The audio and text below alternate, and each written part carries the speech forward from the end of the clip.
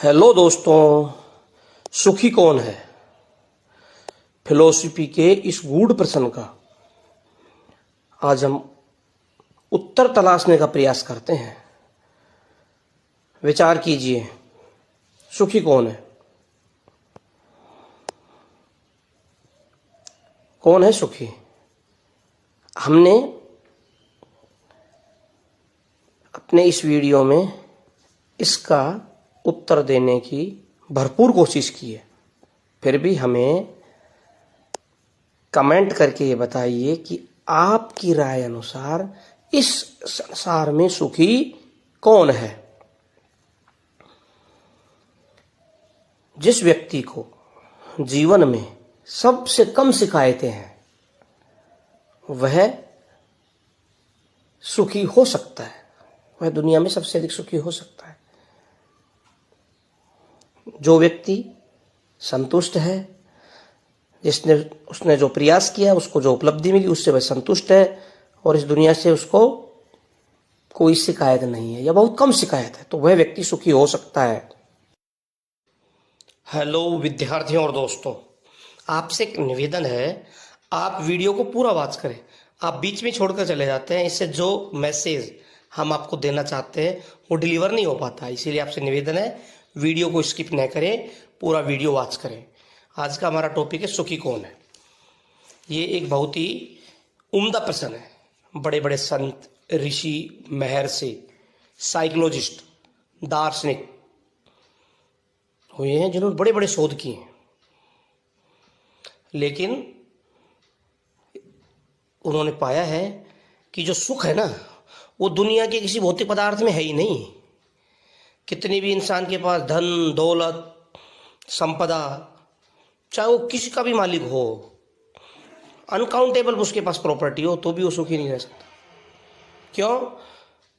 क्योंकि शोध से ऐसा पता चला है कि जो सुख है वो एक मानसिक अनुभूति है। एक अभाव में रहने वाला व्यक्ति भी सुखी हो सकता है, और जिसके पास किसी चीज की कोई कमी ना हो, अनकाउंटेबल प्रॉपर्टी हो, सुख सुविधा का उसके पास अंबार लगाओ, फिर भी वो दुखी हो सकता है। यानी सुख एक मानसिक अनुभूति है जो हमारे मन से, हमारे अंदर से, भीतर मन से आती है। चलो इसको एक एग्जाम्पल के माध्यम से समझते हैं। गांव में रहने वाला एक सीधा साधा आम आदमी है, उसको शहर में बसने की चाह होती है कि काश मेरे पास एक बंगला और फ्लैट और मैं शहर में ऐसा आराम से रहूं। जो व्यक्ति पहले से शहर में रह रहा है, उसकी नज़र दूसरे देश में, विदेशों में होती है कि भाई मैं विदेशों में जाके बस जाऊं, वहाँ आरामदायक जिंदगी जीऊं। जो व्यक्ति विदेशों में रह रहा है वो भी वहाँ संतुष्ट नहीं है, वो भी वहाँ सुखी नहीं है। उसकी नज़र चांद तारों पर है कि चांद तारों पर फ्लैट लूँ, वहाँ जाके रहूं।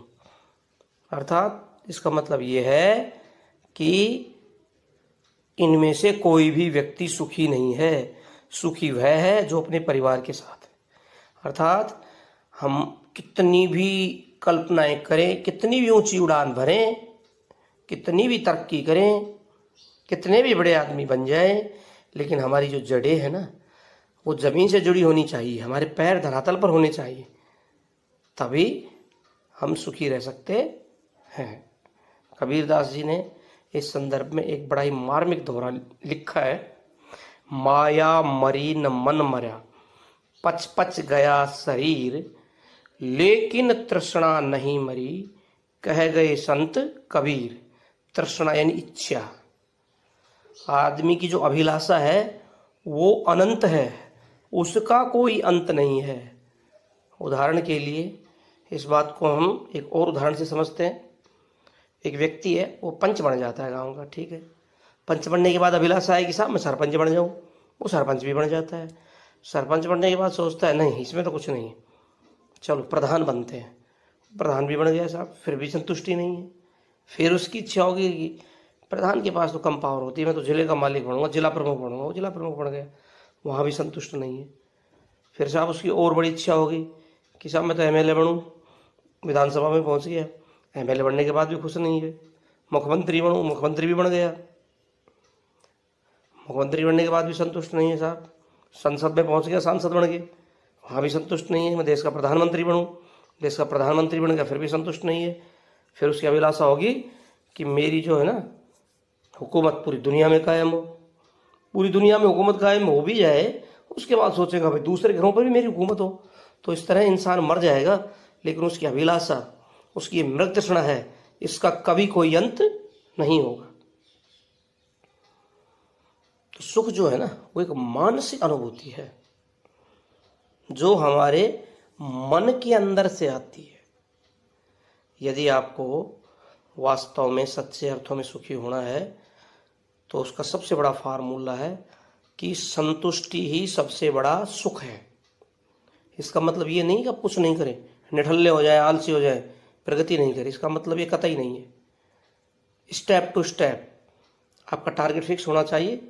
यदि आपको टारगेट मिल रहा है तो आप संतुष्ट हैं, फिर अपने टारगेट को रिवाइज कीजिए, फिर अगले टारगेट के लिए काम कीजिए। वो आपको मिल गया, फिर संतुष्ट हैं आप। तो इस तरह से स्टेप टू स्टेप चलिए और एक पॉइंट पे जाके आप संतुष्ट आपको होना ही पड़ेगा।